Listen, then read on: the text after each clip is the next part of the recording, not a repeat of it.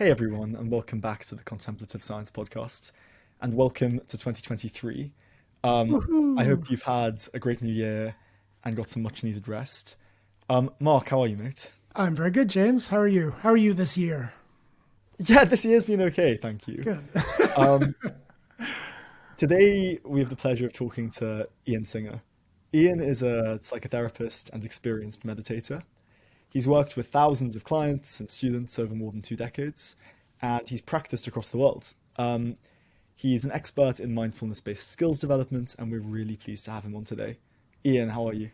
Happy to be here. Happy to be here with you guys. Um, I've seen you say, and I've seen it written, start from where you are on a number of occasions. And I'm interested, where do people tend to start um, in a psychotherapy context when they begin looking at meditation as a potential solution to what they're dealing with? That's a great question. So I think people work back from where they want to be, and as you track back from that, so you're already saying I want to be as I'm not right now, right? I want to be different in these ways, right? So as you track back from that, you don't track back to where you started from. You don't want to track back to where you started from because where you are now, you're either very frustrated with and or ashamed of. And so it's very hard to start from where you are. You want to come in and talk about yourself as the manager of this situation. Look, I know this loser. I know this person here who hasn't been succeeding, needs help. I've brought him here, and you're going to help him. This is where we want to get him. And then he's like, yeah, this is where, or she's like, yeah, this is where I want to get to. So it's very hard to start where you are because you don't like it. You don't like it. It's kind of like bringing in a consultant. You're doing an audit, right? But as a third party on yourself. I think we've all had the experience of sharing parts of our lives, times in our life that we haven't felt good about. And when we do it, so often we do it once we're out of it, right? It's like, oh yeah, here's where I had all these struggles and I really was lost or, messed up. But you tell people about it when you're done. Now I'm this good guy. Now I'm the guy who sees more. And so, yeah, you come in as a consultant even when you're there because you want to be the person who can share with the meditation teacher or the therapist that you somehow have you're on the better side of it. You have this awareness of yourself. Yeah.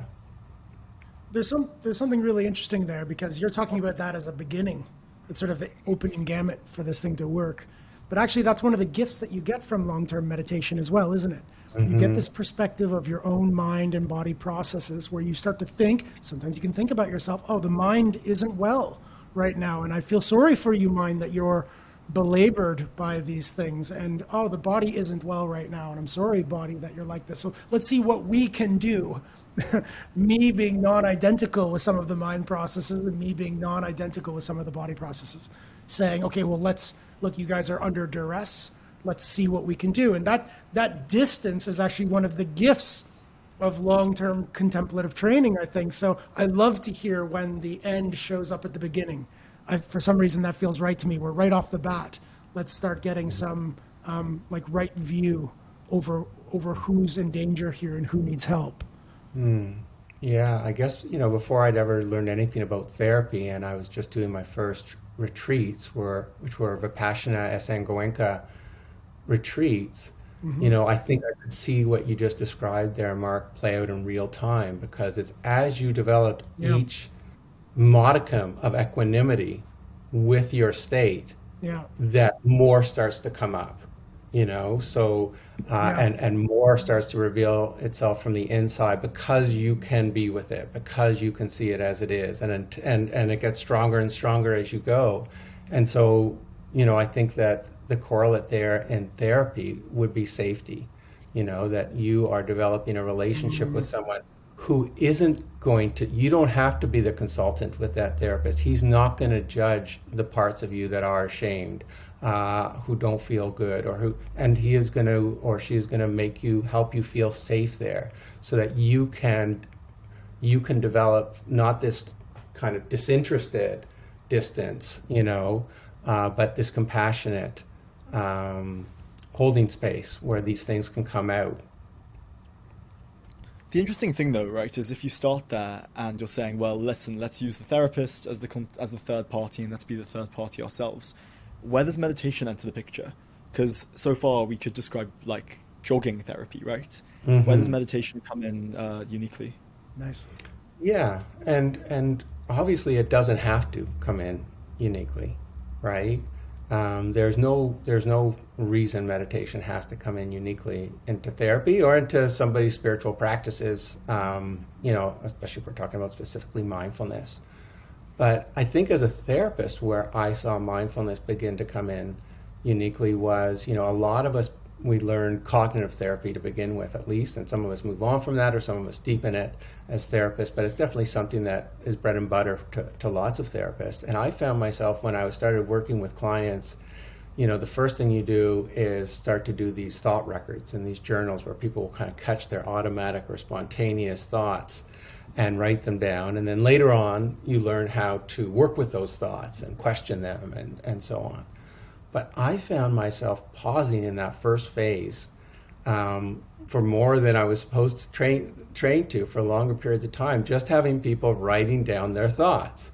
And it wasn't until I got training in mindfulness-based cognitive therapy that I realized why I was doing that is because this is mindfulness. So cognitive therapy begins with becoming mindful, self-aware of what is going on in your mind. So kind of, third and fourth levels of satipatthana. So there is a level of mindfulness that you'll see infused through different kinds of therapy, whatever they are, because these are universal processes. Yeah.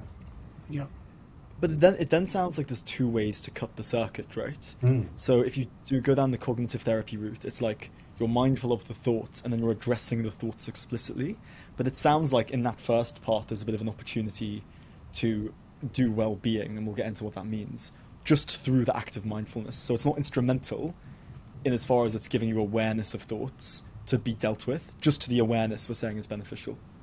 That's right. So that's where mindfulness-based cognitive therapy differs or takes a bit of a curve away from regular cognitive therapy. Regular cognitive therapy will get into the content of your thoughts, and you'll begin to look, where's the distortions in these thoughts? How can I have alternative or better thoughts?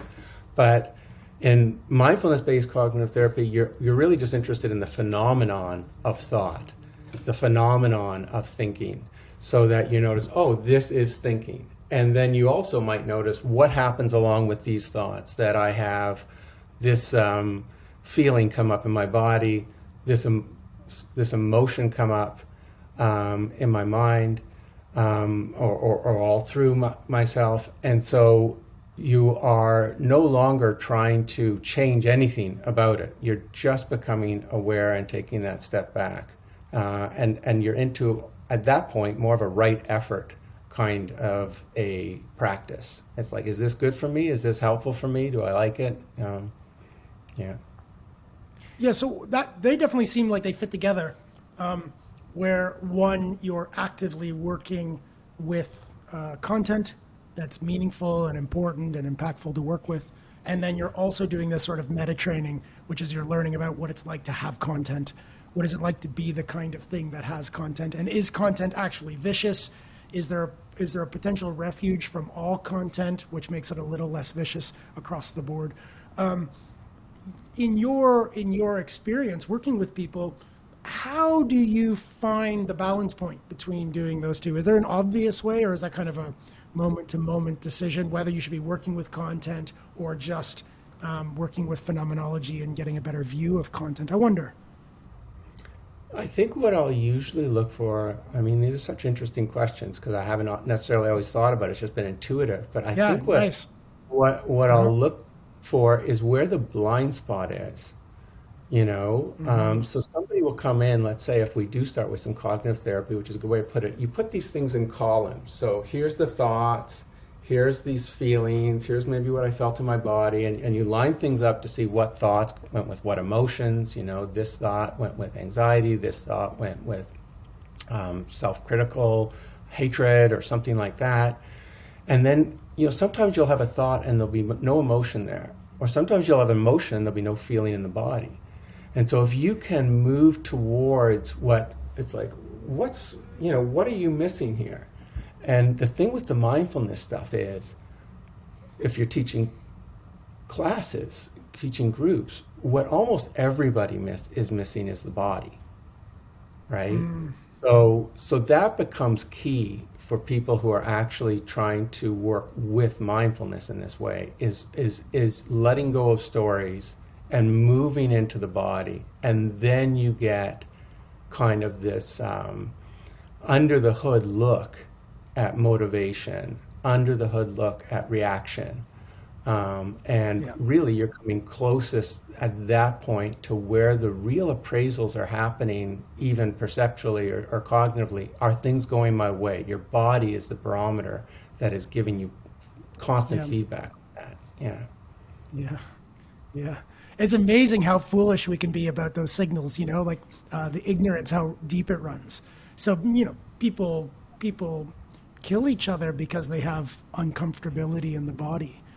Somebody's rude to you, or somebody, you know, road rage. I mean, that's all being driven by, I feel uncomfortable. I feel I need to do something to remove that discomfort.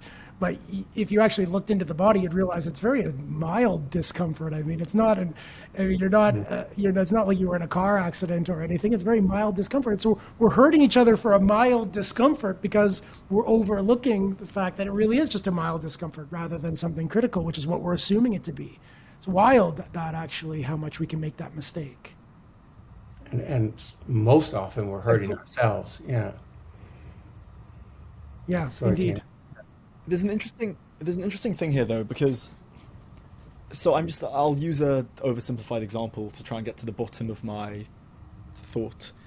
If you have PTSD because you were in a war and there was an explosion, and we're saying that broadly speaking, there's these two exercises. There's dealing with phenomenology. What is it like to be feeling these things? What is the nature of these things?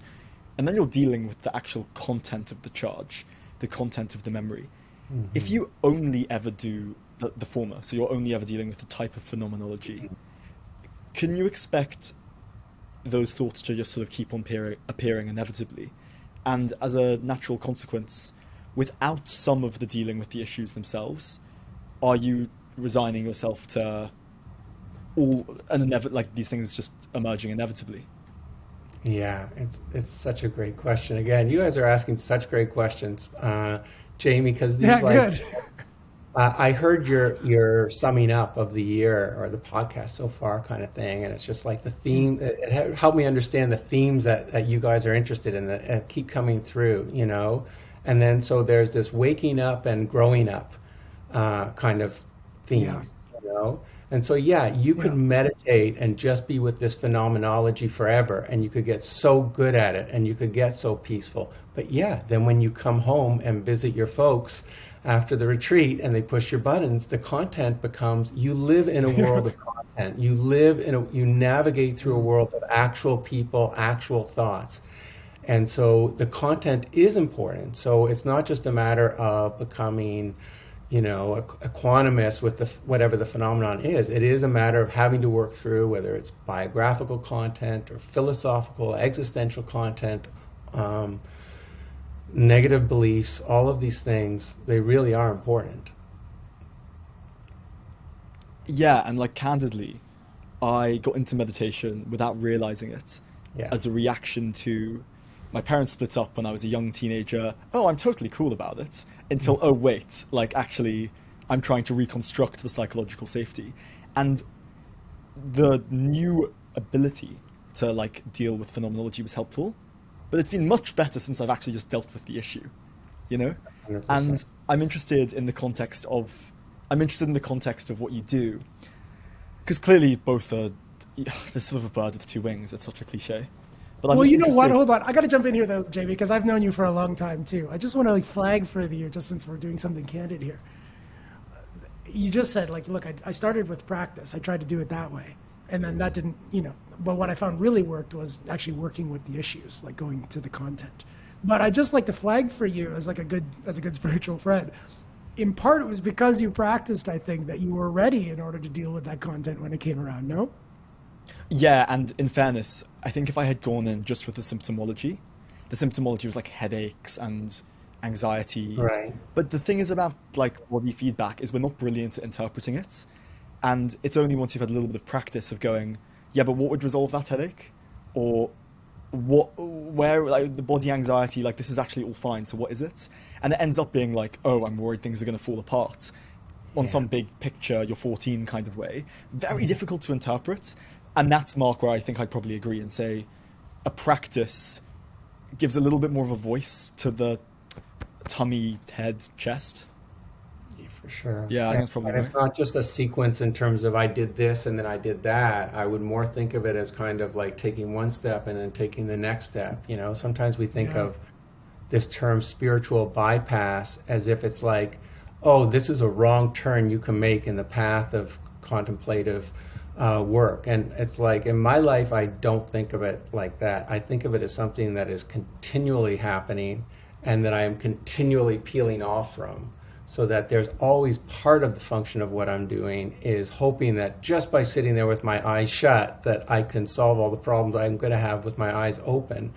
Um, and then, you know, recognizing again and again, finding out where that limit is and how it's not true. And then that comes back into the practice itself. So maybe that's also part of the beginning of where mindfulness based, part of the beginning at least, of where mindfulness based skills development came from. Yeah, and it's an interesting thing too, because, and it's just a demonstration of why you need both. Because if you can't identify the cause of the phenomenology, what the content is, narrative, whatever else, it's very easy to think the solution is just spirituality. And when it's a little bit more domestic and it's like, oh no, this thing happened, Yeah. you can start dealing with it. But as Mark points out, it's kind of difficult to give it a name until you've got a little bit quieter. Um, Yeah. and it's only kind of having done this pod, to be honest, that in my brain, like, the bird with two wings has kind of become obvious. Get quiet to work it out, then use the thing to deal with the phenomenology, Hmm. all the meanwhile working directly. It's kind of nice.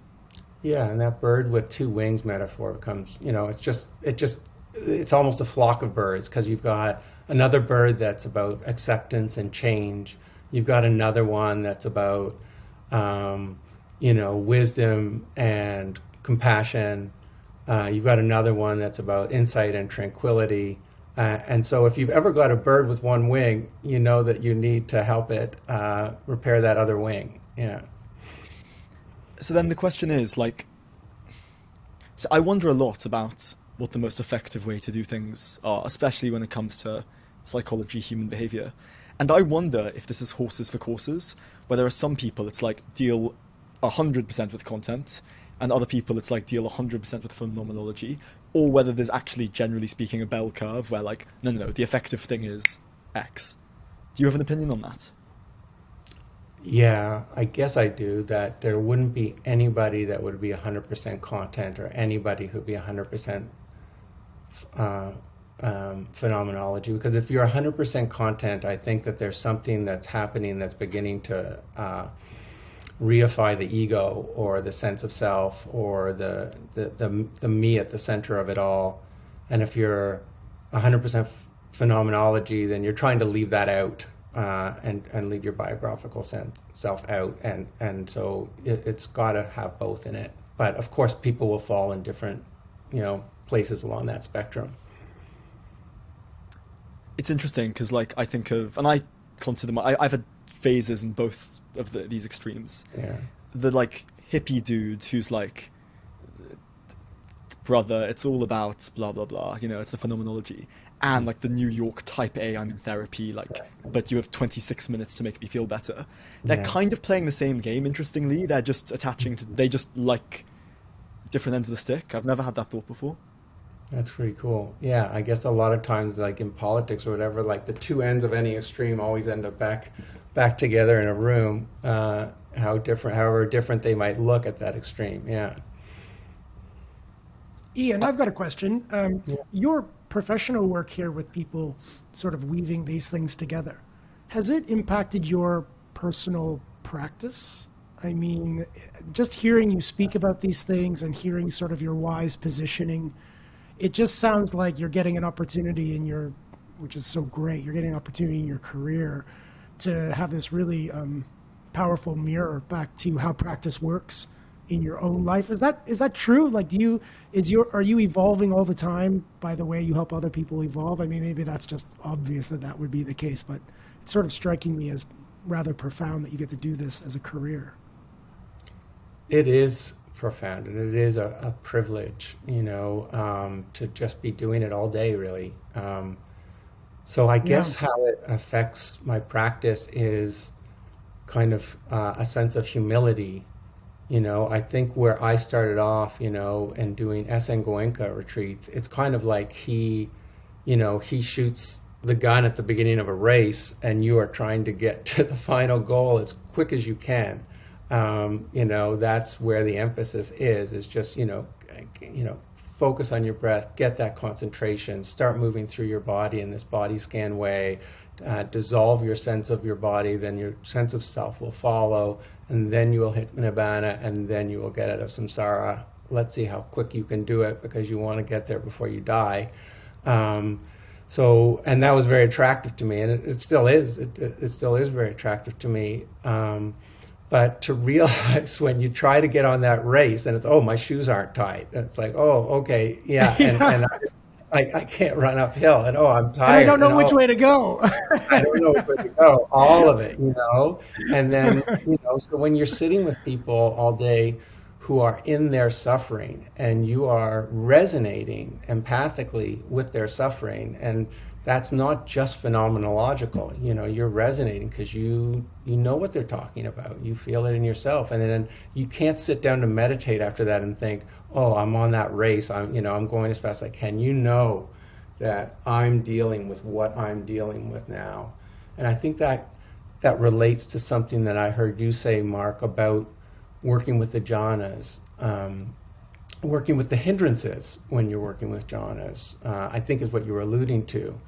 And what that is, in meditation and, in Buddhism, sometimes they've separated out wisdom from deep states of tranquility. And, there's one kind of practice, or there's the other. There's an analytical or a holistic or whatever it is. But scholars like Venerable and Elayo have gone back, or Hmm. Zanisaro and shown that really to get into these deep states requires you to work with the hindrances, meaning the things that get in the way of peacefulness. And to work with Yeah. those is developing your wisdom. So that is the practice, It's Yeah. not, and it's not Yeah. trying to get through them as quickly as possible, because that's ignoring that the task associated with the first noble truth of suffering is that you need to understand your own suffering. So while you're not going to get Yeah. caught up in all the stories and stuff when you sit down to meditate and make it into a therapeutic practice in that sense, you really do have to acknowledge and respect, this is what's going on with me now. I'm not a monk for 1 hour a day, and a regular human being for the other 23. Yeah. Though monks, of The course, are the also human beings. Yeah. Yeah. the last week, a friend rang me quite upset because they've had a breakup like 6 weeks ago, and the boyfriend texted to say, "Hey, let's get a coffee and exchange our stuff." And I think we've all had the experience where like you have the first interaction after a breakup, and immediately you're like, "Oh my god, are we gonna get back together? Should we?" And there was a lot of stress and anxiety around like the details. Zooming out and going, God, you know something? Regardless of the details of the text, which in this analogy is the actual content that the mind is producing, the relationship wasn't right. So yeah, I can see all the emotions go up and down, but like I know big picture, we're not getting back together. This isn't good. And the emotional change upon seeing that was like night and day, because it was like, oh, I still feel anxious, but I have the second order calm. Like I'm not buying into the narrative of the anxiety matters. And that's a phenomenon I think we're all a little bit used to. It's like when you remind yourself during a sports game, you're actually fine either way. Or you're playing Monopoly and you're really, really into it. But then you go, the doorbell rings and you go, oh, okay, I actually don't like this, isn't my life. My life is a bigger thing. Yeah. So you And act. Oh yeah. Go sorry. ahead, Jamie. Yeah. Finish your thought. Yeah. No, it's just funny how the mechanics seem to play. You know, you can just identify these mechanics all over. So maybe like a key word there that you used was the word you remind yourself. So the word mindfulness comes from this word sati, which has this connotation of memory, of reminding yourself of something. And so that goes back to, what you were asking me about at the very beginning in terms of intention. So you're going into a situation like that and you've got a multitude of intentions that come from different parts of yourself, like, oh, I want my ex to see me in a certain way right now, so here's how I'm going to dress and here's how I'm going to present. But what's the intention behind that? Is it that I want them to see that I'm attractive, or I want them to see that I'm okay?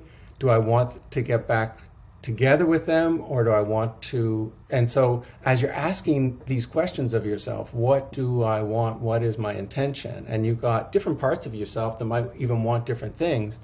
There's this one question at the bottom, like, what is best for me, right? Like, what is really, truly healthy for me? That's the question that you're asking. Or even, less selfishly, what is best for us? Like, are we better off together or apart? Is it best for her to see me as I'm okay, or that I am vulnerable and hurting, and she meant all of this stuff to me, and all of these things. So, this right intention comes in, and being able to know what your intentions are is so important to doing your best to not lead a chaotic life where each intention seems to cancel the other out in terms of how you behave.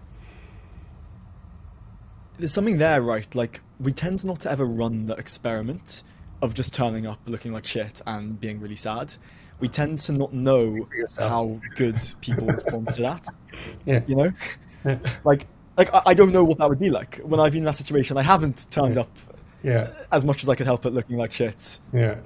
I've tried to do my best. Oh yeah, I'm really cool thing, and I'm just interested in what kind of a reaction. Like, and you're met with the same, right? You're met with this icy thing, and you go home and feel weird. I'm wondering now what happens if you turn up looking like shit and you're all upset, and whether they go, "Oh my god, me too," and the whole thing just feels better. I don't know. It'll be an interesting world. And I mean, I think that's what therapy is, kind of this middle space, the therapy room. And it's one of the reasons I still really appreciate for people to actually come into the office and come into the space rather than, continue doing it over Zoom like we were doing it during the pandemic, is because you are in this kind of middle space where it's like, okay, I can be with another person and show them all my messiness and all my snot and all my tears and everything like that.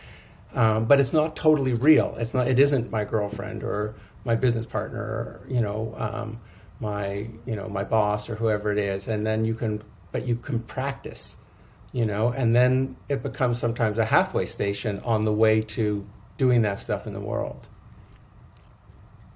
Right, because the feedback of I was vulnerable and nothing bad happened. That's right. Your body, and you kind of go, oh, that's an interesting data point. Let's do that 500 times and we might get it. Do And you, also as the feedback therapist, that get a it kick felt out good. of? Yeah. Sorry. Yeah. The feedback that it also felt really good. Yeah, and the relief, Yeah.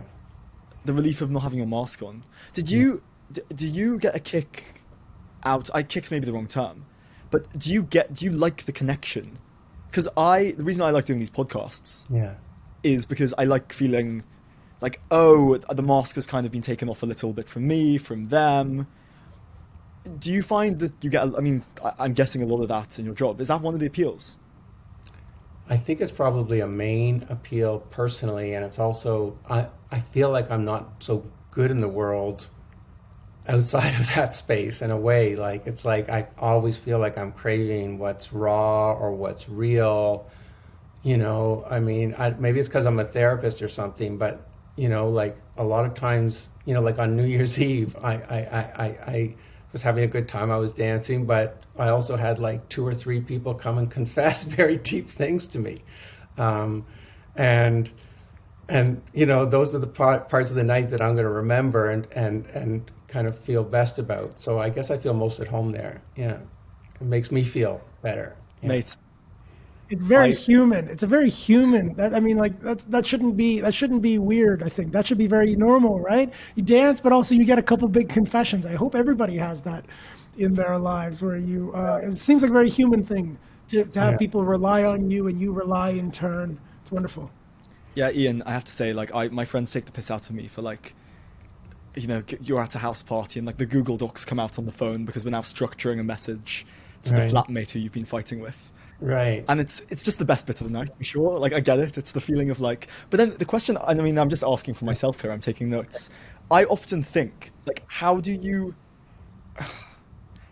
get there more regularly? Because I'd like to be there more regularly, but 95% of the time, you kind of have to do the whatever the opposite is. Yeah. So I mean, in psychedelics and the psychedelic work, they talk all about set and setting, right? So if your set and setting is right, then it seems to just happen naturally. In other words, you're going out with an old friend for dinner, and it's like, oh well, I could invite this other person who we know, or I could not invite them, and it's like that's going to make a big difference in terms of how deep the catching up gets, you know. Um, if you're in a group context and the group's purpose, so again, going to intention, has something to do with these mindfulness journeys or consciousness stuff, or just in this podcast, then people tend to, and then you can be in these other settings and you know what you're supposed to do, and that it's not quite that, and that it wouldn't be safe, and that you're going to get cut off, or that's not the thing. And I guess the other part that creates a set and setting wherever you are is just being a good listener. I was gonna say, right, like there's part of set and setting which is you, and Hmm. I'm sure it's something that's developed over a couple of decades of doing this. But and we've just met today. But your energy brings out quite easily that from me, for example. And I'm wondering if just by having a little bit of space around you and the way you interact, people will find themselves a little quicker to be blah blah blah. Oh, you know? Yeah, I sometimes wonder that about like writers. It seems like good writers, and sometimes you'll even see movies where the main character is a writer, and they seem to talk less and just kind of find a way of being there that where other people get comfortable, and then those other people start to reveal themselves. And so, yeah, I think just bringing the space with you, um, uh, you know, it is kind of you're on the mindfulness edge there, where then reality starts to reveal or unfold, itself, right? I found, it's funny because I don't know if this was your experience or yours, Mark. But growing up, you have different friendship groups, and like there's one group that's a little bit more laddie or broy, I guess is the transatlantic translation, and a couple of those guys, because that's not really my thing, and a couple of those guys I can see like for a couple of years, who I still see once a year. Hmm.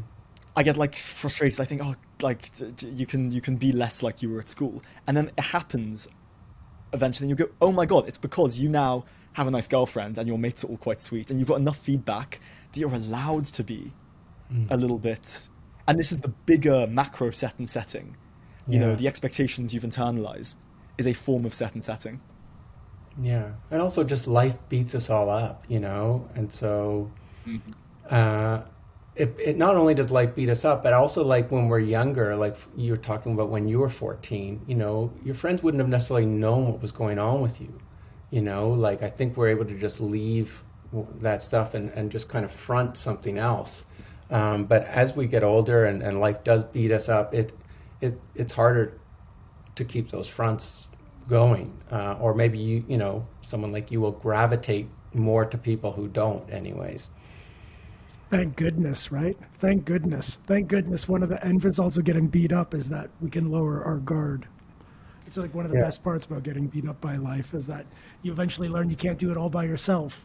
That you're going to need to rely on other people, which means you're going to have to be a kind of good person because you have to be a kind of good person to get into those right network dynamics where people take care of you and you take care of them in turn. It's like one of the great gifts, isn't it, of the suffering that we go through here in this realm. We learn that we have to rely on each other. Yeah. Yeah. Though at the same time, I find myself like sometimes I do envy the laddie and the broy, and kind of, it looks like fun. I think, one nice thing about being a therapist, though, is that you meet the lads and the bros in this space, and you realize, like, nobody's surface all the way down. Nobody. Yeah, everybody's got their depths. Everybody's going through their struggles. Yeah. I like that way of phrasing it actually. And also there sort of needs to be now space for an ode to the broy laddie thing, because it's like Yeah, for sure. everything is good and bad, right? That's right.